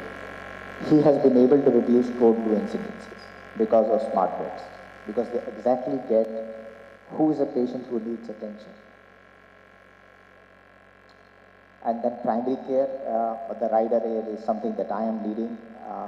In 2013, I founded the Patients Union, but then I joined the government. So I couldn't pursue the dream that I wanted because my mother was a nuclear scientist. She had a PhD in radiochemistry, but she ended up dying with T4 stage cancer. So I had to drop out of studies and get into a private sector. But I always had that, I wish patients had the information. Being highly educated, till she got an open wound, she didn't probably get what she had. And by the time she was diagnosed, it was 6 months left. So we launched Patients Union, and the latest version which we are launching in I think next 4 weeks will solve a lot of problems that patients have. So we have built it from the scratch, embedding in artificial intelligence, including LLMs. So patients can have most of the information that a primary doctor will provide. There are legal issues on that, we can't call it advice, but I'm pretty sure that maybe 2 years from now we could challenge some of the regulators to say, get your best doctors, let's talk now. At the end of the day, medicine is about evidence. It's not about a technology. So Patients Union as an app, it has got ADR reporting without having a mediator. You can report ADRs directly to Indian Pharmacopoeia Commission. You can have your reports summarized. So primary care is getting addressed, but all this is not new. I think we talked about 1970. See, but there is a rider in that 1970 why it didn't take off. You didn't have Instagram, you didn't have Facebook. So what you did, it was confined to you and someone could just plot it. Anything that happens today is viral, and the viral word is a very important one. Probably this time it could have worked, and now it's working actually. So between June 2008 and 2009, Harvard did. Kenya had the biggest problem of malaria. They couldn't figure out why it is happening, where it's happening, where the doctors are. So they scanned all the cell phone towers, 12,000 of them, I guess, and all the residents, looking at all their SMS. When they analyzed, they figured out it was Lake Victoria region. That's where they said, if you are going to that Lake Victoria region, use bed nets, use mosquito coils. This has been a pretty old thing. I think even on digital consultation, Kaiser Permanente, I think they exceeded the face-to-face consultations by remote way back in 2012. So this has been pretty old at scale. And to give you a proof of how technology is better than doctors, it's very much detailed out in my book. This is one of the most prestigious exams in the UK. So the chatbot scored 81% between the papers of 2007 to 12, or 12 to 17, I guess is right, against a human doctor of 72%. And it is improving. So to the point, and I would be blunt to say that even at the cost of upsetting few of my medical friends. Will it replace doctors?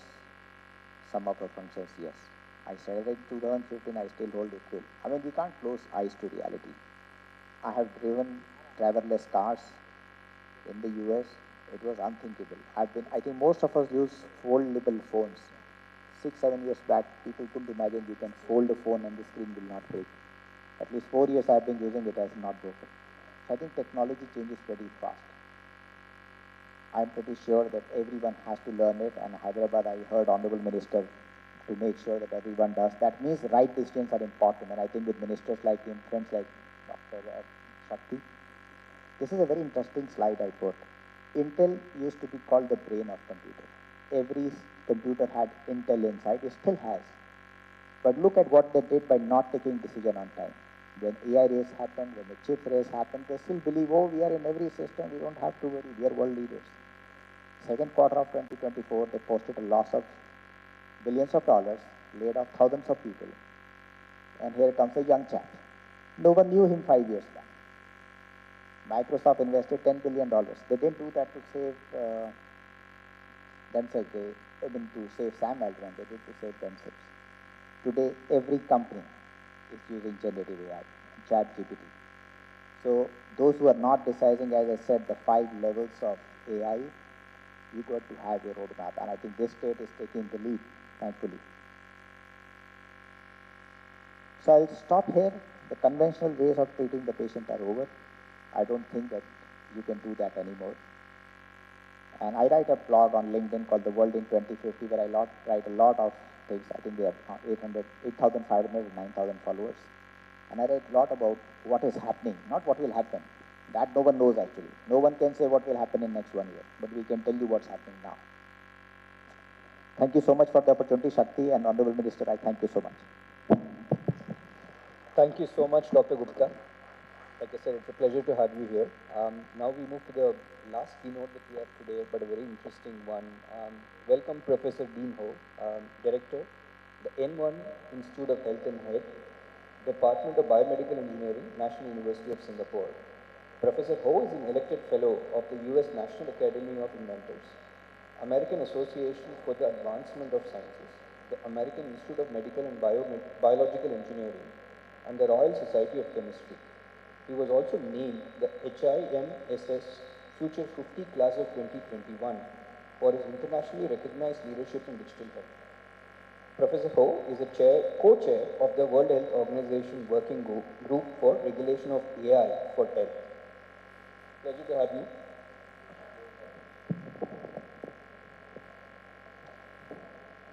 Honorable Minister, Director Shakti, our distinguished plenary speakers, it is such a privilege to be here. I wanted to congratulate everybody for all the remarkable progress made over the past year and years with the innovation happening here in Telangana. Today I'm going to share about some of the work that we are doing in our institute. And something that I'm really happy to hear about from our previous speakers is this increasing notion of participatory health. The ability for us to start looking at our own data and then learning from that data to hopefully drive meaningful change in health and healthcare. And so today I'm going to show you just a couple of the actual use cases, and to allude to the Honorable Minister and Director Shakti, I think what's so exciting about being here is that we can and we will get things done. I moved to Singapore about 7 years ago from UCLA. I was on the faculty there. And as it was also mentioned in Dr. Reddy's talk, I think the world is changing. There are many parts of the world where we conventionally thought as being the centers of the universe for innovation. But now, having moved to this part of the world for the last 7 years, we have to remember that this part of the world has a much larger population, actually, right, than the traditional places for innovation, but also a rich diversity of population. But at the same time, after living here now for 7 years, we're in a part of the world with a much larger population, but I feel like it's so much more connected. And that is really a remarkable part of this regional ecosystem here, and what has made it possible for us to do what we do. And so this image here are the actual people that get the work done, right? And I'm gonna talk about the work that we do. And in the realm of precision and personalized medicine, which we just heard about, we know that we are all different from each other. That we know. But if you look at the blue, we are different from ourselves over time. The best dose for a patient on a Monday could be very different for that same patient the next day, or even a few hours later. And so the data that we need in order to optimize treatment, okay, we're talking about treatment. Diagnostics critically important, but we're going to focus on treatment here. We need to look at how people evolve over time. And those data sets actually largely don't exist.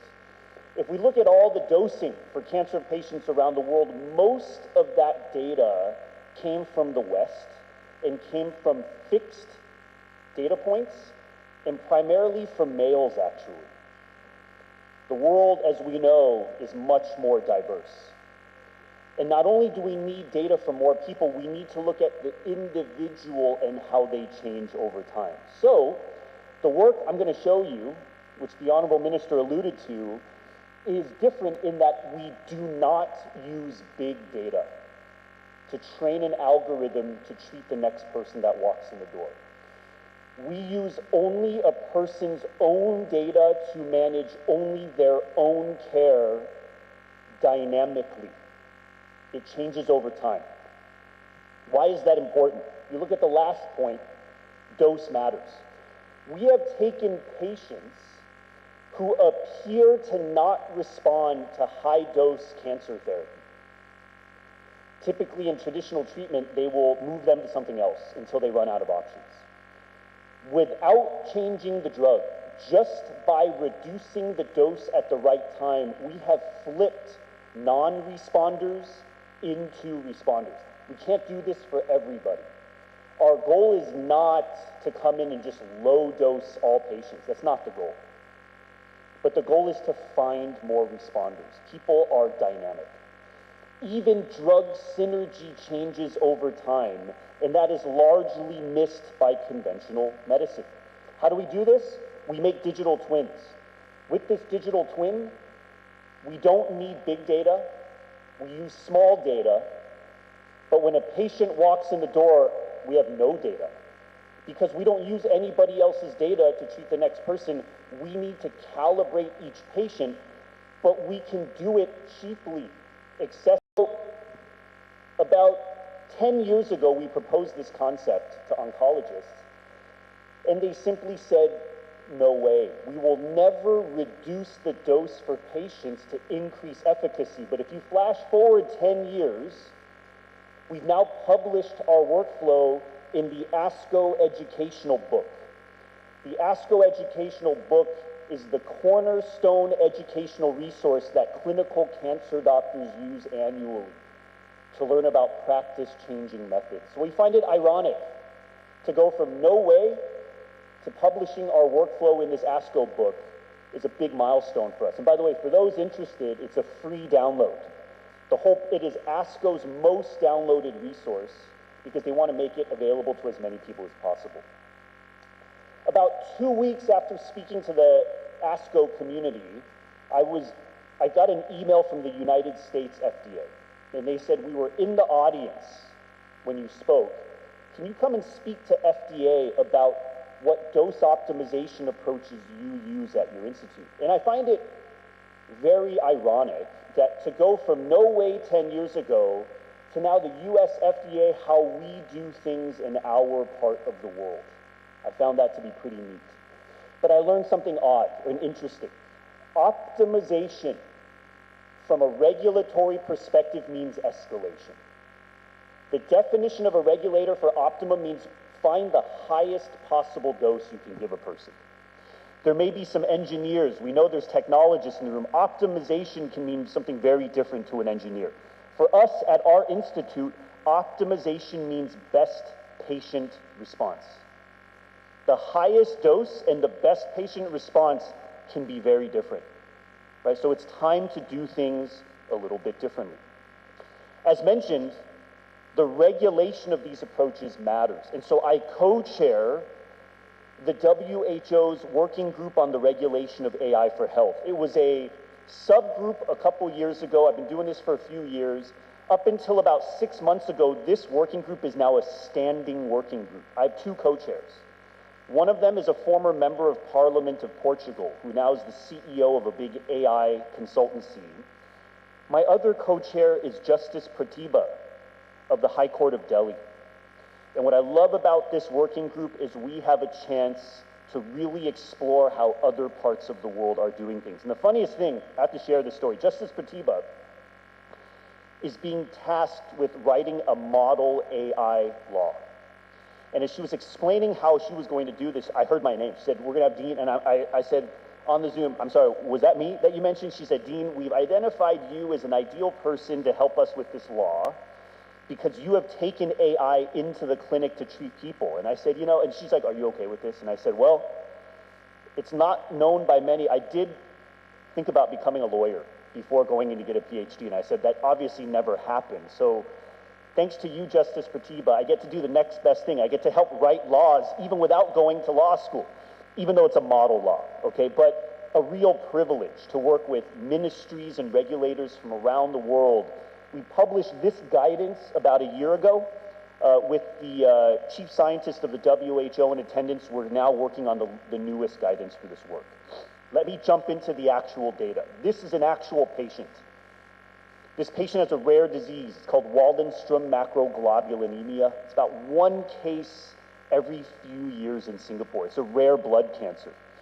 This patient was brought to us a while ago, and our hopes were that we could optimize this patient's dosing for about a year, 12 months, if we're lucky. This slide is actually outdated now. If you look at the top, the patient has now had stable disease for 37 months. They were supposed to be with us for 1 year. Now they're with us for over 3 years. We've eliminated blood transfusions and we've saved tens of thousands of dollars to their care. I want to emphasize, as mentioned in our previous talks, AI should be for all. Ethical AI, responsible AI should be for all. If we can use data to optimize health and reduce the cost of care at the same time, that's what this is about. It should be for everybody. And this is prospective, by the way, right? This is actually us treating patients tomorrow, not purely a theoretical or retrospective exercise. And we've done this for cohorts of patients as well. Key lessons. Intra-individual dynamics holds valuable lessons in data. And it's not just about how much data we get, it's how we collect that data. Right, so in the spirit of our previous speakers, I'm going to show you some of my own data. I use my own data in order to prove how dynamic we are. I do it interventionally, all right? In Singapore, much like in our whole part of the world, we have an aging challenge. People are living longer, which is a double-edged sword. People are living longer, but their health span is not getting longer as well. In Singapore, about the last 11 years are spent in poor health. We have a birth rate issue in Singapore, and in many parts of this region too. We have less people being born, young people are getting sick earlier, especially in the GI space. The seniors are living longer but not healthy. It's double-edged. That's a huge issue. In some Asian countries, it is becoming an existential crisis, extinction-level type events. I lead a Living Labs technology arm called the Health District in Singapore. We are building, with our Housing and Development Board, a living lab for seniors and young people as well. Young people live in this district as well, to try to build behavior change with innovation. We think about healthy aging for seniors only, and of course it's for seniors, but you're not going to convince a 73-year-old that statistically by the time they turn 74, their health will decline sharply, so they should start lifting weights, okay? Young people need to start living better as well. And what's special when I met with the Telangana team is that there are certain aspects of this region where we can really start to tap upon the young people to start living better earlier. The problem is young people are the least incentivized to live healthier. They can go out and eat whatever they want and feel amazing the next day, okay? Most of us in the room probably not that case anymore, unfortunately, all right? But there's work to be done, and so I'm going to show you my own data. So that's me, by the way, okay? And yes, I am wearing a CGM, and if you look on the right, that's actually a sampling of the data I've collected on myself. And I'm looking at my metabolism, my microbiome, my sleep, and my cardio. And I'm using this data to craft a digital twin for myself to optimize my own metabolic flexibility. All right, so I'm going to give you a couple of quick examples. This is my very unique and strange regimen that I undertake virtually every single day, okay? I don't eat for about 20 hours a day. In fact, sadly, during this trip, I'm doing a 48-hour fast right now, okay? So right now we're at about noon. I have not eaten right now for about 22 hours or something like that. Hopefully I'm still awake enough, okay, for everybody. But I don't eat for 20 hours a day at minimum. I do a 48-hour water-only fast twice a month. So this happens to be one. And as much as I love food here, my data now is going into my paper, which I'll talk about. So I got to stick with it. I work out at least 90 minutes a day. And my food is very rigid, right? It's called lean and green. If you look at the bottom right, I consume a lot of greens, a lot of red cabbage, a lot of vegetables, and a lot of fiber. Something that we always could use more of. Dr. Reddy will attest to this. And I work out, and it's very regimented. But you're going to look at some of my own interesting data here. Let's start from the right. There's a process known as metabolic flip, right? When we switch from sugar burn to fat burn. And for those who are not, okay, it's exciting, but we don't know how validated it is. However, our metabolic flexibility is something that we can look at as we age. I tend to do it by blood because as my body fat has gone down, my continuous glucose monitoring inaccuracy has gone up, right? Because as the wire sits on my muscle, which is a sugar storage depot, I've actually shown data where it's 40 to 50% difference between the two. So I actually collect from blood, okay? And this is IRB, this is ethics board regulated, which I'll conclude on. On the far right, that was me looking at my very acute metabolic switching. You can actually see me switch in and out over the span of about 1 or 2 hours. Now, of course, to do that, on the far left, I was fasted about 42 hours at the time, which allows my ketones to really go up and respond very quickly, okay? By the way, for those who've never fasted 42 hours or have fasted for 42 hours, we often think of ourselves as non-functional, okay, when we fast that long. But the reason this is so mobile is because I actually did 1,000 push-ups when I was 42 hours fasted. and I was measuring my glucose and ketones intermittently between those sets. And the take-home message is we have a lot of stored sugar, okay? My sugar went from 3.8 to 5.2 millimole per liter within 60 seconds of doing those first 150 push-ups. We always have energy. Don't over-push yourself though, okay? This is IRB regulated, all right, for me. So on the left is one of my own digital twins of a curve which I use with my own data to tell me how fast, if I started from scratch, from eating a bunch of carbs, from not being in ketosis, what could I do to get into ketosis, metabolic flip, as quickly as possible? This curve gave me a regimen, and on the right is that regimen in action prospectively. If I do a specific calorie burn and I fasted for 22 hours, less than 1 day, if you look at the left and you see that one blue point in the green, I was able to flip into real ketosis within 22 hours. From 10 days to 3 days to 1 day to now less than 1 day. Okay, this is what we think of like metabolic exercise. Microbiome. This is just a small snippet. I'll be very quick about this. The top is my baseline, which is 20 hours fasted, right, my usual regimen. Pro-inflammatory microbes down, gut balance good, pathogenic microbes down. On those orange squares in the middle, the right, in that you can see it's a bit of a yellow section, that is fusobacteria, but we probably generally want to not have a lot of. I actually was curious. I have no apparent fuso, and then my pathogenicity for disease is far left. But my team convinced me to eat 3 meals a day for 1 week, but I did mostly plant-based with high-quality carbs, and my pro-inflammatory microbes actually went up. Fuso stayed low. I actually moved a little bit farther right.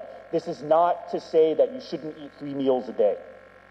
Okay, but for me, it does cause some dynamic shift. I've got a lot more collecting on this as well. And I promise I have a couple more slides once this thing moves. There you go. Okay, so the next slide, once it turns up, is sleep. I wear also various wearables, iWatches, Apple Watches, Garmin's, and then the Whoop. I have interventionally started to try to optimize my sleep.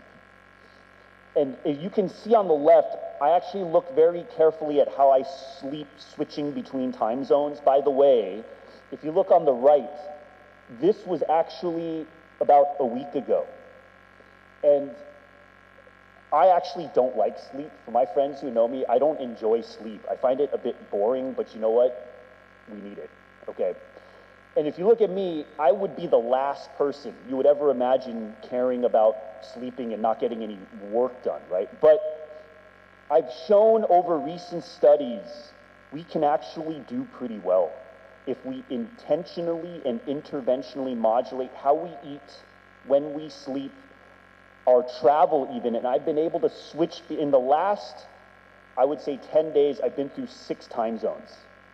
And my average sleep for the week is about 7 hours and 45 minutes each day.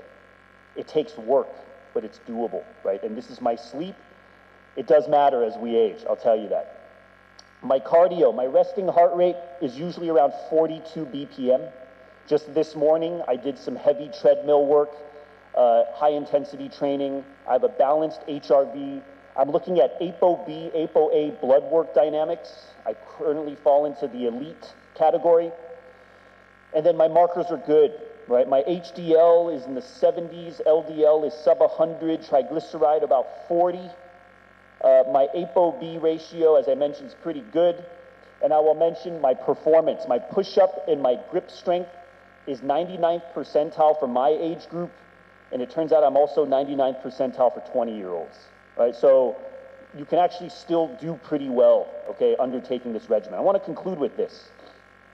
About a year and a half ago when I started collecting my data, I went to our IRB, our ethics board, and I said, I want to put my data on social media.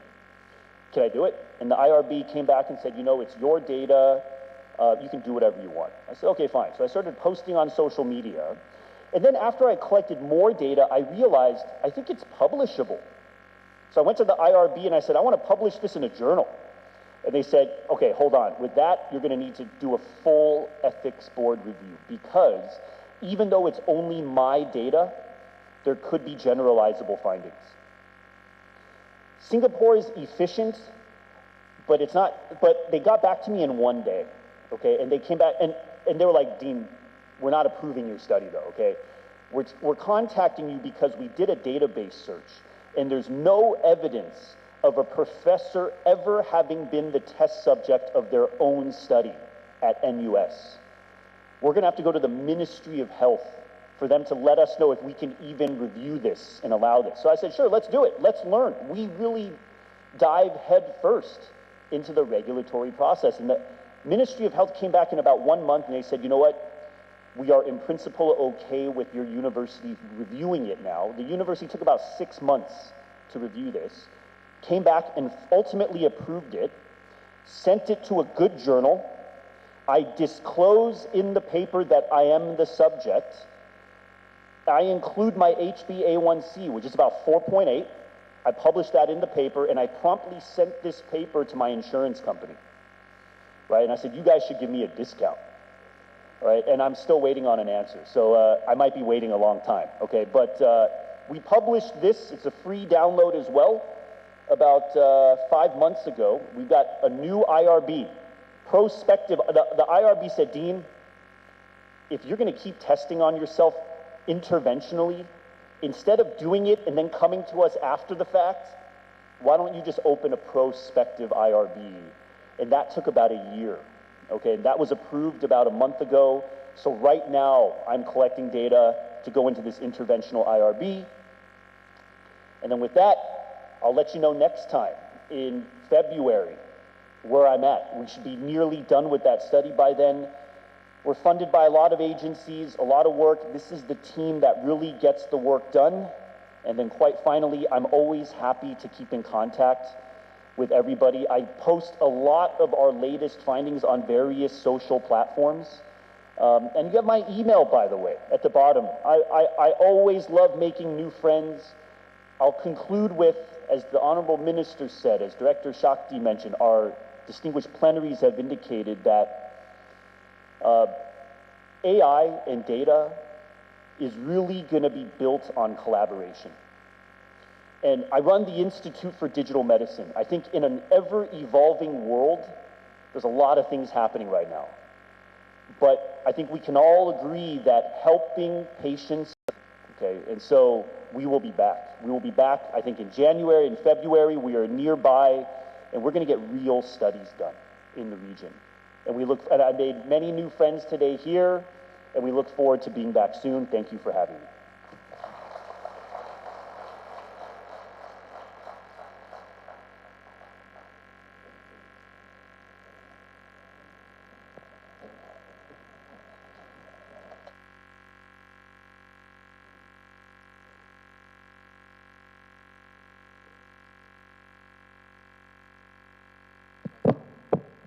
Thank you so much, Dean. It's a pleasure. As we move into the next segment of panel discussions, request you to join in. Sudeep, over to you.